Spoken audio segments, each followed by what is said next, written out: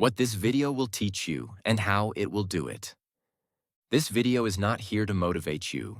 It is here to recalibrate you. You are going to learn what unapologetically masculine actually means. Not as an aesthetic, not as a role, not as something you perform in front of others, but as a way of existing in the world without constantly negotiating your right to take up space. You are also going to learn why this quality changes how people respond to you without you saying more, doing more, or trying harder. In fact, much of what we'll talk about involves doing less, not more. This video will not give you tricks, tactics, or verbal formulas. It will not teach you how to impress women, dominate rooms, or posture confidence. Those things are surface behaviors. They collapse under pressure. Instead, this video works through subtraction. We identify the small, almost invisible habits that drain masculine presence and remove them one by one. What remains is something quieter, heavier, and more grounded. You will learn through explanation, psychological framing, lived examples, and 6 concrete exercises that can be practiced in ordinary life. Not in fantasy scenarios, not in perfect conditions, but in awkward moments, inconvenient moments, and emotionally charged moments, which is where masculinity actually reveals itself. By the end of this video, you will understand how unapologetic masculinity is embodied rather than acted. Here, we don't fake it till we make it. We stop betraying ourselves until what is natural can surface again. Opening frame. What unapologetically masculine actually means. The phrase unapologetically masculine often triggers resistance before it triggers understanding. For some, it feels politically loaded. For others, morally suspect. For many men, it feels vague and slightly embarrassing, like something you're not supposed to want but secretly feel drawn toward. That reaction alone is already telling. The term has been distorted by caricatures. Online, it is often presented as loud confidence, emotional coldness, aggression, or exaggerated dominance. But those are not expressions of masculinity. They are compensations for its absence. Unapologetic masculinity, stripped of exaggeration and performance, is actually simple. It means self-owned behavior without permission seeking. A man who is unapologetically masculine does not constantly check whether his feelings are acceptable, his decisions are allowed, or his direction will be approved. He does not pre-apologize for existing. He does not soften himself to avoid friction at the cost of integrity. This does not make him hostile. It does not make him inflexible. It does not make him dismissive of others. It makes him internally anchored. He can listen without collapsing. He can consider other perspectives without dissolving into them. He can adapt without abandoning himself. It is important to slow down here because misunderstanding this point causes many men to overshoot in the wrong direction. Unapologetic masculinity is not aggression. Aggression is reactive. It spikes when someone feels threatened, embarrassed, or diminished. Aggressive men are easily destabilized because their sense of strength depends on constant reinforcement. It is not domination. Domination seeks control because it lacks internal authority. A man who is internally stable does not need to overpower others to feel solid. It is not emotional numbness or detachment. Emotional absence is not strength. It is avoidance. Masculinity includes emotion, but emotion held, not spilled. It is also not performative toughness. Performative toughness needs witnesses. It collapses under sustained pressure. True masculinity is boring to watch because it does not need an audience. Unapologetic masculinity has weight because it does not announce itself. It is felt in pauses, in restraint, in the absence of unnecessary movement. By the end of this video, you will understand why trying to act masculine often makes men appear less masculine. Why forcing confidence feels hollow. Why copying confident men never quite works. You will begin to notice small behaviors that quietly erode your presence. Not dramatic flaws, but subtle habits that communicate uncertainty even when your intentions are good. Most importantly, you will understand that masculinity is not something you add to yourself.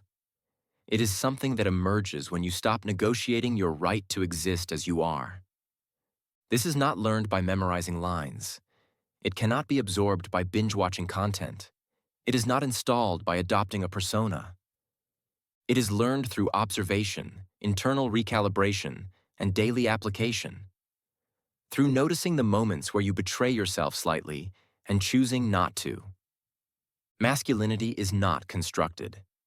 It is revealed when unnecessary adaptations are removed.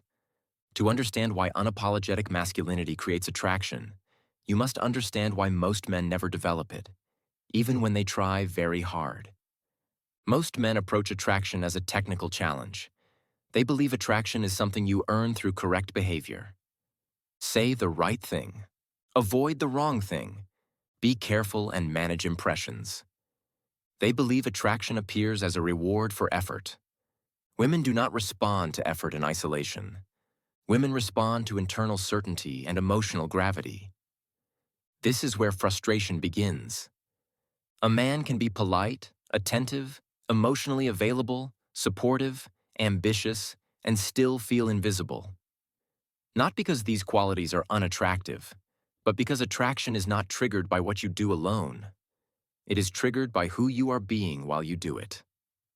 The attraction gap. Masculine energy, when reduced to its functional core, is composed of two elements working together: direction and restraint. Direction means movement without constant permission checking. It means having a sense of where you are going, even if it is imperfect or incomplete. Restraint means emotional containment. It means not flooding the environment with your inner turbulence. When direction and restraint coexist, presence emerges. This presence is felt, not analyzed. It reorganizes interactions without effort. Women are rarely drawn to men who over-explain, over-justify, or overreact. These behaviors signal internal instability, even if they are polite and well-intended. Women are drawn to men who remain internally anchored when things are awkward, imperfect, or uncertain. Men who do not fragment emotionally at the first sign of friction. Feminine attraction responds to calm authority, emotional self-containment, and non-neediness. Not emotional distance, not indifference, but steadiness. Women do not crave masculinity for validation. They crave it for psychological safety and polarity. Psychological safety does not come from reassurance. It comes from consistency. From knowing the man in front of them will not emotionally unravel under mild pressure. Polarity does not come from dominance. It comes from grounded direction. From a man who is comfortable leading without forcing. A man who is internally stable allows a woman to relax. That relaxation is attraction. This understanding of masculinity is not new. It predates internet culture, dating advice, and modern self-help. In fact, philosophy has long warned against men who live primarily for approval. When a man shapes himself to be accepted, admired, or validated, he gradually disconnects from his own internal compass. Self-authorship means living from internally chosen values rather than external expectations. Not rebelling against society, but refusing to let society dictate who you are allowed to be. Unapologetic masculinity is alignment, not rebellion. It is coherence between inner values and outward behavior. You do not need to oppose the world to be masculine. You only need to stop asking the world for permission to exist as you are. Psychology describes masculinity not as dominance, but as integration. Wholeness includes strength and restraint, confidence and humility, emotion and control. Fragmentation occurs when men try to appear confident while internally doubting themselves. Attraction responds to wholeness, not performance. A man trying to look confident is divided. A man who is confident is integrated. This is why imitation fails. Performance requires constant energy. Integration does not. From a sociological perspective, status is never announced. It is inferred. Masculinity is read through behavior under pressure, through responses to friction, through how uncertainty is handled. If you learn to look carefully, you will find out that women are often testing their partners to see how they react under pressure by creating small, inconspicuous frictions. Consider everyday situations: a disagreement at work, a plan falling apart, a mild confrontation among friends. You become defensive, explain yourself, try to control the narrative, while another man listens, responds briefly, and stays oriented. The second man is not louder or more dominant, but his presence organizes the room. Masculinity shows up in response, not assertion. Never forget. 6 exercises toward unapologetic masculinity. These are not personality traits. They are behavioral disciplines. Small shifts practiced consistently reshape how you are perceived and how you feel in your own body. 1. Stop explaining yourself. Over-explanation is one of the most common leaks of masculine presence. When you explain excessively, you are not clarifying. You are justifying your right to decide. Many men do this unconsciously. They soften decisions, pad statements, and manage perceptions because they fear being seen as wrong, selfish, or unlikable. But every unnecessary explanation communicates doubt. This does not mean never explaining. It means explaining only when explanation serves understanding, not approval. A man who trusts himself does not narrate his reasoning unless asked. He states decisions calmly and allows them to stand. Over time, people adjust to this. They feel the difference even if they cannot articulate it. Consider a simple workplace moment as an example for this. Your manager asks if you can stay late to help with something that is not urgent. You already know you won't, because you've planned your evening and you need the time. One version sounds like this: I can't tonight because I've been staying late a lot recently and I'm really tired, and I still have emails to catch up on at home. And I don't want you to think I'm not a team player. It's just been a long week. Nothing about this is dishonest. But notice what's happening. The explanation keeps growing because the decision itself does not feel internally authorized. Each added sentence is an attempt to secure approval after the fact. Now compare it to this: I won't be able to stay late tonight. I can take a look at it tomorrow morning. The content is almost the same, but the signal is completely different. The second response does not ask permission to exist. It does not manage emotions. It states a boundary calmly and leaves space for the other person to respond. There is no rush to justify, no defensive tone, no apology hidden in the sentence. That is the difference between explaining for clarity and explaining for validation. Over time, people stop pushing against the second version. Not because you argued better, but because your decisions arrive as settled facts rather than negotiable requests. And that is how masculine presence accumulates quietly, one unembellished decision at a time. 2. Regulate emotion instead of displaying it. Emotional regulation is often misunderstood as emotional suppression. They are opposites. Suppression denies emotion. Regulation contains it. A regulated man feels embarrassment, frustration, disappointment, attraction, and fear fully. But he does not let these emotions spill into behavior that destabilizes the moment. Consider a socially awkward situation. Your card is declined. The cashier you're attracted to is watching. A reactive response involves jokes, explanations, visible discomfort. This does not defer attention away from the situation. Instead, it gives off a nervous vibe. If instead you acknowledge the situation calmly and resolve it without emotional noise, the cashier would have likely thought you to be attractive instinctively because of how you handled the situation. The difference is not confidence as bravado. It is confidence as containment. Emotional steadiness communicates safety. Safety creates attraction. 3. Choose direction and move. Indecision quietly erodes masculine presence. Imagine when your partner asks where to go or what to do. She's often not asking for an analysis. She's asking for direction. Endless questions, back and forth consultation, and fear of choosing wrong communicate uncertainty on your part, and you end up losing respect. Masculinity here is not control. It is decisiveness with flexibility. You choose a direction, move forward, and adjust if needed. That movement itself creates momentum. Trust me, if you move with confidence, she will follow. Also, don't forget that this is often one of those games women inadvertently play to test your masculinity. Direction allows others to relax. Overconsultation creates tension. 4. Reduce validation-seeking behavior. Validation-seeking is rarely obvious. It hides in tone, timing, and micro-behaviors. Fishing for compliments, reassurance loops, watching reactions after speaking.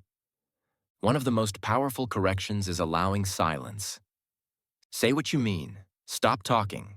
Let the moment stand. Silence communicates internal sufficiency. It signals that you are not waiting to be approved. Over time, this changes how people listen to you. If you really need someone to validate your decisions, looks, and behavior daily, my advice would be to download a free AI assistant.